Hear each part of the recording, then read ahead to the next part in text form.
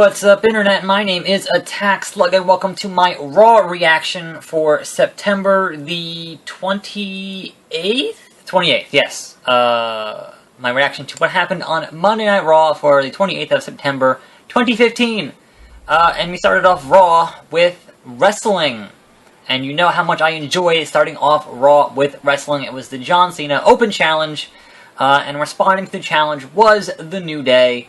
And it was Xavier Woods who would challenge John Cena for the U.S. title. I enjoy the fact that they've been doing this backstage stuff now at this point with Heath Slater, where he is going to keep trying to respond to the challenge and never actually doing it. I hope at some point they follow through and actually having Heath Slater challenge for the U.S. title, but I think the fact that he keeps failing, even if it's not actually on TV, it's only on like their YouTube stuff, is still pretty funny. But this match itself didn't go too long. It ended up with The New Day got ejected and then came back and caused a DQ, and that caused those damn Dudleys to come out and get Cena's back, and that made for a 6-man tag, because those are things that are going to happen at the Glorified House show at MSG this Saturday, which is going to be on the WWE Network. Anyway, 6-man tag happened. That match was alright. This whole segment, I thought Raw opened strong and ended strong, and the middle was kind of like, but, excellent segment, and the heels stole one at the end. Some great spots in this match, and I enjoyed it thoroughly. So, that moves on to Human Resources Lady. Apparently someone has lodged a complaint, and that someone being the anonymous Seth Rollins has lodged a complaint with Human Resources against Kane for doing his whole Demon Kane shtick. Now, how is it in 2015 we are having a wrestler complain to Human Resources after everything that has gone on in wrestling, even specifically just the WWE in the past, I don't know, like 30 years? All of the kidnappings, all of the people getting set on fire, all of these things that, you know, obviously in any normal corporation would cause you to get fired. Only now is someone complaining to Human Resources about these things. So Kane's gonna have what's it called? Evaluation. Anyway, the next match that happened was, shaking my head here, The Big Show versus Mark Henry, as we continue to build The Big Show for his match, where obviously he will lose to Brock Lesnar at, again, a Glorified House show at Madison Square Garden this Saturday. Now, when you had Brock Lesnar fight that house show in Japan, and he fought Kofi Kingston, you didn't spend weeks building Kofi Kingston as a credible threat, because it's Kofi Kingston. Now, considering that was pretty cool. Considering that you had Big Show crying in the ring after getting fired by John Laurinaitis a couple of years ago, like, there's no credibility to Big Show in 2015. Did Xavier Woods just no-sell attitude adjustment? Did that just happen? Did I just gloss that over? Anyway, yeah, so the fact that you're having Mark Henry getting squashed in 2015 on pretty much like he just worked a jobber match from like Saturday Morning Superstars. It was embarrassing if you're Mark Henry. Obviously, he's a company guy and he'll do what they tell him to do. But come on, really? Just to make Big Show look good going into this house show at MSG? It's not a match I want to see on TV in 2015, Big Show, Mark Henry, and whatever. So, moving on to more of the middle of this show, which I just could not have cared any less about. There was another Miz TV Divas segment with Charlotte and Becky Lynch, and just none of this made anybody look good. The Bellas came out, that happened. None of this made me care about the Divas Revolution, and guess what? It led into another 6-Diva tag match, which for some reason they decided to make Paige be on their team, which, you know, There was no build to that. There was no how will they coexist. It just happened, and they were teamed.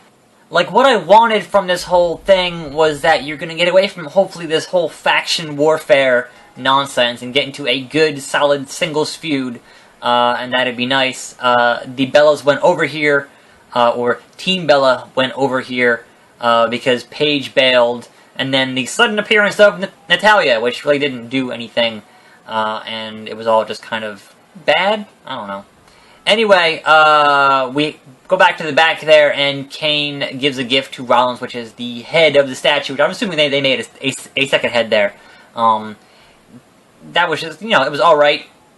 It was a good moment of, what's in the box? What's in the box? But other than that, it was kind of... The only thing in that segment that was kind of weird was that Rollins gave the head of the HR lady, and then Rollins bailed, and his belt was just sitting there. Like, he left his belt. Like, what? Like, as champion, you always want to bring your belt with you at all times. You don't leave it just hanging out backstage. Someone could steal it. That's happened before. Anyway, that moves on to a tag team match playa, which was the Primetime Players versus Braun Strowman, Luke Harper. This was kind of to make Harper and Strowman look strong here and job out PTP. I guess they've kind of been cast aside since they brought back the Dudleys. And they kind of don't have any kind of a strong story right now. That's my complaint with a lot of things on Raw, is that you have all these teams and all these guys, and it feels like there's no, like, personal issues anymore. It's like, either you're fighting for the belt, or you're fighting over, a girl, which is the case with Rusev and Ziggler. But a lot of these things, like, especially in the tag division, like, nobody has any real...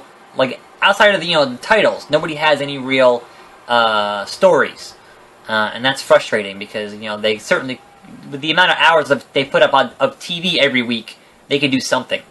Anyway, speaking of things that are going nowhere, Stardust and Neville had a match again, and this entire match was just to bring back King Barrett. He's not Wade Barrett. He's not Bad News Barrett. He's coming back as King Barrett. I guess he was filming a movie or something. And it's like, welcome back to the low-tier mid-card, Barrett, because that's where you're kind of stuck, because this whole King Barrett thing, not working. And before you left, you were feuding with R-Truth. And then you had this thing where, you were teamed with Stardust for that whole thing with the celebrity thing. And no, it's... Bring back Bad News Barrett. The fans actually connected with that, and it was cool. Just bring that back. Like, what are you doing?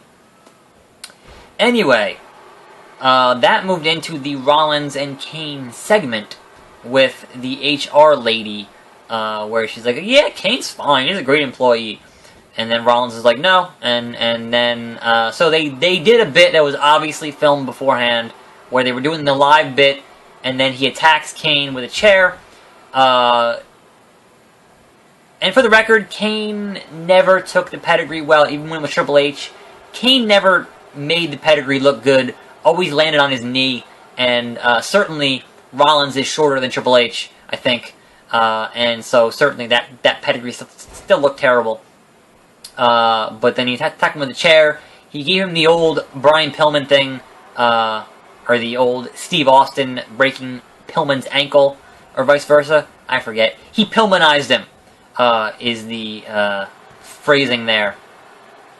And then they brought him out on a stretcher, and then obviously things were filmed in the back in the ambulance while Kane was getting changed, and then he came back out as the Demon Kane, and the whole thing with him stomping his leg to fix his leg was weird.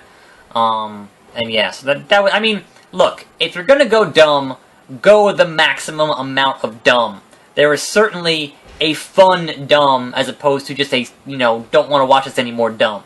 So, on that note, I can enjoy what they were doing with that whole thing. I mean, it's wrestling, and some of it is going to be dumb. But then you realize we're going to have to watch another Kane main event match in 2015, and that is where they lose me. Anybody else, sure.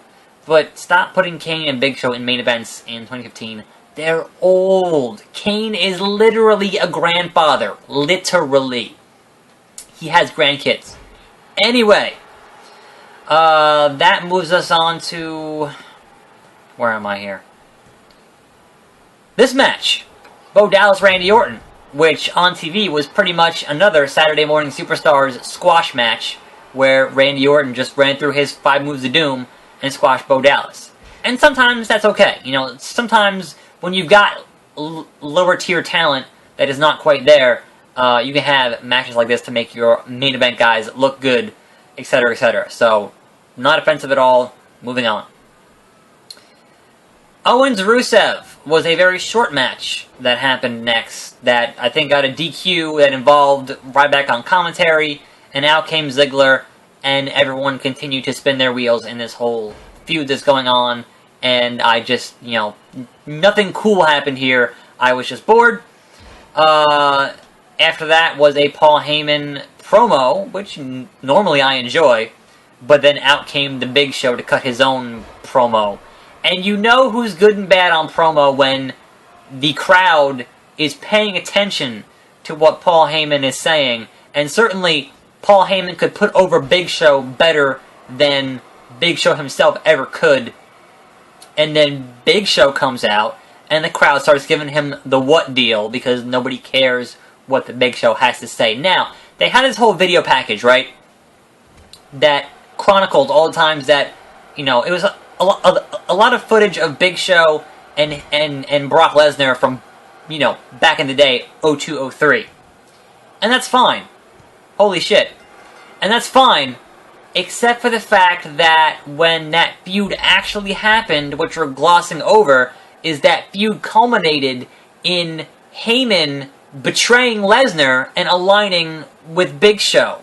And that just glossed all that over, just didn't even mention it, but that was really funny. Anyway, it's still, you know, to set up this match at MSG on Saturday, whatever. So the main event, I'm just going to keep talking here and let this thing just freeze frame, or whatever. The main event was Reigns versus Wyatt. Now, this was booked as the end of this, like, 5-month feud, or whatever it was, since Money in the Bank. Booked as the end of this feud. Now, they announced on SmackDown they're having a match in the Hell in a Cell at Hell in a Cell. So, clearly, not the end of the feud. The match itself was kind of a lot of headlocks and things that I did not, you know, it was like, not a great match. There was a double countout to end the match, and then they had a pretty good brawl that actually ended the show pretty strong. The spot where he grabbed the production guy and threw him into the other guy. I can't remember who was doing the throwing and who was doing the... Anyway, that was a pay-per-view style spot you would have and not on Raw, like you wasted it here. Because that's the thing I had not seen before. You're throwing a guy into another guy in that manner was fantastic. The whole sideways cross-body through the barricade was fantastic by Bray Wyatt. And then the table spot with the spear, not as good. Who moved those steps there? Like, who put that there? That just kind of, they magically got there next to the announce table. You know, a little bit of sleight of hand there. But yeah, so the match was kind of, you know, who cares? But the after-match brawl, I thought was pretty good. So, Raw this week, opened strong and ended strong, but the middle was garbage, and I was just bored the whole way through. Like, nothing significant happened in the middle of Raw. And Raw's 3 hours, so you would think something, you know, good would have happened, but I was just falling asleep the whole time. Anyway, that is my Raw reaction for the week. Yeah, moving on. I'm not planning on watching that house show on Saturday, so don't expect anything from me on that. And I'll see you for more Raw reactions next week as we move towards Hell in a Cell in a couple of weeks here. So, that being said, I'm Attack Slug. This has been Raw Reactions, and I will see you next time, and every day for more videos, right here on this channel. And I'm out.